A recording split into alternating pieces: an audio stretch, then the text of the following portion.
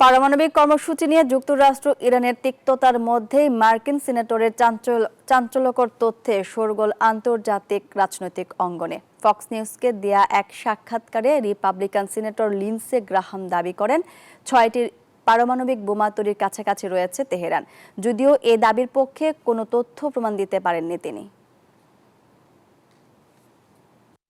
যুক্তরাষ্ট্রসহ বিশ্বের শক্তিধর দেশগুলোর সঙ্গে পাল্লা দিয়ে শক্তিশালী সামরিক ক্ষমতা গড়ে তুলতে সক্ষম হয়েছে ইরান। শুধু আঞ্চলিক প্রতিপক্ষ নয়, বিশ্বের বৃহৎ শক্তির জন্য গুরুত্বপূর্ণ চ্যালেঞ্জ হয়ে দাঁড়িয়েছে দেশটি। ইরানের সামরিক কৌশল, অস্ত্রশস্ত্র ও পরমাণু কর্মসূচি উত্তেজনা বাড়াচ্ছে আন্তর্জাতিক অঙ্গনে। জানিয়ে এখন কপালে হাত ট্রাম্পের। এর মধ্যেই পারমাণবিক চুক্তি নিয়ে তেহরানকে আলোচনার টেবিলে বসাতে রীতিমতো তোড়জোড় শুরু করেছে মার্কিন প্রশাসন, দিচ্ছে নানা রকম হুমকি ধামকি। তবে কোনো কিছুতেই মাথা নত করতে নারাজ পেজিশকিয়ান প্রশাসন। এরই মধ্যে চাঞ্চল্যকর তথ্য দিল মার্কিন রিপাবলিকান সিনেটর লিন্ডসে গ্রাহাম।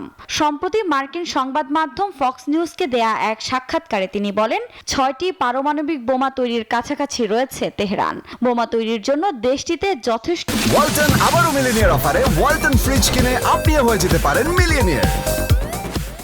উচ্চ ক্ষমতার সমৃদ্ধ ইউরেনিয়াম রয়েছে বলেও দাবি তার। তিনি আরো বলেন, এই পারমাণবিক অস্ত্র পরবর্তীতে ইসরায়েলে হামলা চালানোর জন্য ব্যবহার করা হবে। এরপর পিছু নেবে যুক্তরাষ্ট্রেরও, যদিও এ দাবির পক্ষে কোনো তথ্য প্রমাণ দিতে ব্যর্থ গ্রাহাম। এর আগে ইরান পারমাণবিক বোমা নিয়ে কাজ করছে না বলে দাবি করেছিলেন দেশটির প্রেসিডেন্ট মাসুদ পেজিশকিয়ান। আফরিন মৌ, নিউজ 24।